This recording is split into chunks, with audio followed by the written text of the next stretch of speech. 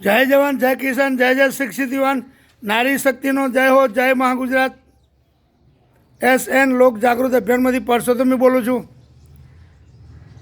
આપણે વિધાનસભા સત્રની વાત કરીએ તો વિધાનસભાના સત્રમાં ગોપાલ ઇટાલિયા આમ આદમી પાર્ટીના ધારાસભ્ય છે.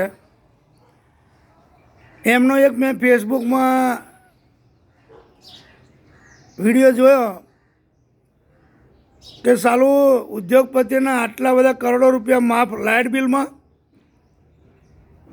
અહીંયા તમે કોઈ પણ જગ્યાએ જીવીમાં જાઓ,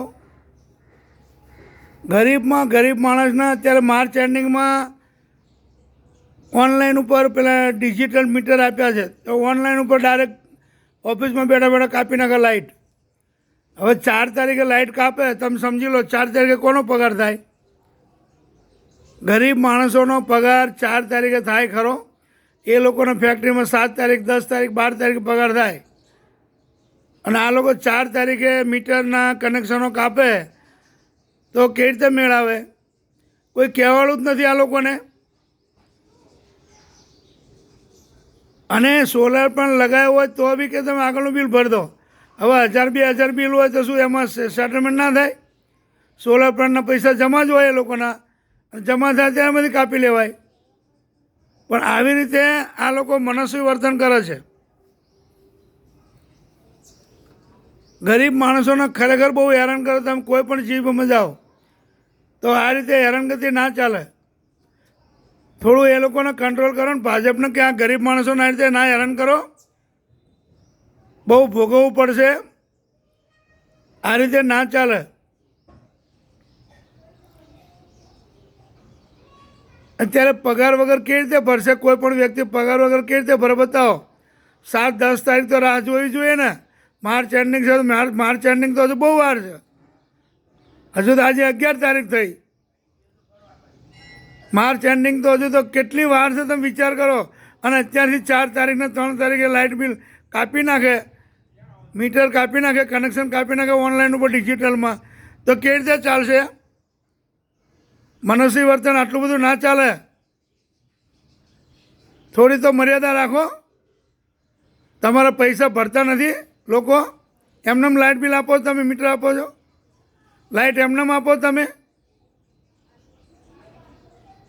ડિજિટલમાં તો ગરીબોની પથારી ફેરવી નાખી તમે. ફોલાઈને બધા મીટરો નાખી દીધા.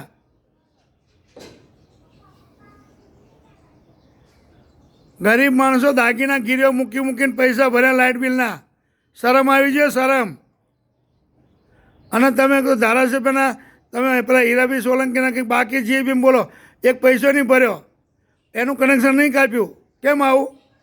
અને ગરીબોને 500-800 બાકી હોય તો કનેક્શન કાપી નાખે ઓનલાઈન ઉપર ડાયરેક્ટ. એટલે એ ભાઈને દાડો પાડીને ઉછીના પૈસા કે દાગીના ગીરીઓ મૂકીને પૈસા લઈને જીબીમાં જવાનું, અને ત્યાંથી પૈસા ભરે અને પાછા પૈસા પૂરા ભરાવે. પગાર વગર ક્યાંથી થવાના પૈસા પૂરા? આવો કેવો કાયદો છે? પૈસા પૂરા ભરાવે ને પછી એનું કનેક્શન જોઈન્ટ કરે, તો આટલું બધું મનસ્વી વર્તન ચાલે? આવું ભાજપ કહે તમને? આજે ભાજપ છે ને કાલ નથી, ત્યારે તમારી શું દશા આવશે?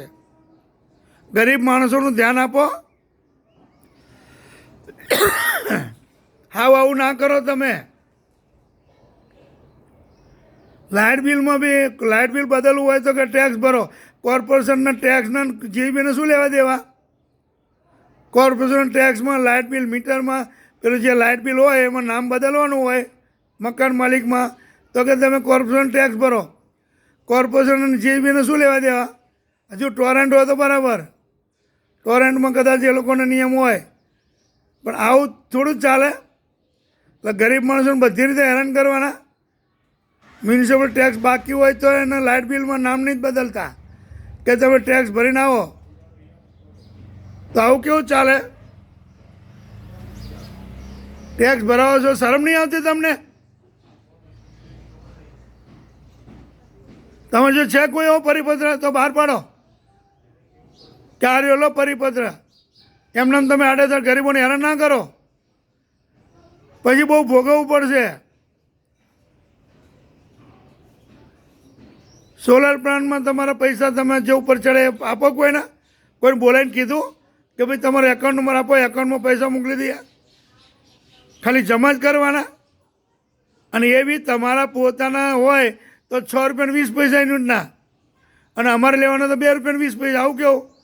આટલું બધું ભ્રષ્ટાચાર, વ્હાઇટ ભ્રષ્ટાચાર, એકદમ વ્હાઇટ ભ્રષ્ટાચાર ચાલુ કરી દેવાનો. શરમ જ એવી મૂકી દીધી તમે સાલાઓ. થોડી તો મર્યાદા રાખો. કોઈ ગરીબ માણસોને 4 તારીખે તમે કનેક્શન કાપો છો. આ વિડીયો છે મોદી સુધી જવો જોઈએ, એમને ખબર પડે કેટલું બધું અંધાધૂંધ ચાલે છે. જે કોઈ હોય ત્યાં બધે મોકલો આ વિડીયો, ત્યાં મોદી સાહેબ સુધી જવો જોઈએ અને તાત્કાલિક આનો અમલ લાવો. આવી રીતે ના હોય. ગરીબમાં ગરીબ માણસના કનેક્શન કાપી નાખો, અને જે ધારાસભ્યોના તમે નેતાઓના મીટરોના પૈસા જમા રાખો, આપો નહીં. પૈસા ભરાવો એમની જોડે, કનેક્શન કાપી નાખો. ના ભરતા હોય તો ત્યાં નહીં તમારી તાકાત ચાલતી, ગરીબો ઉપર જ ચાલે તમારી તાકાત. શરમ વગર ના હો.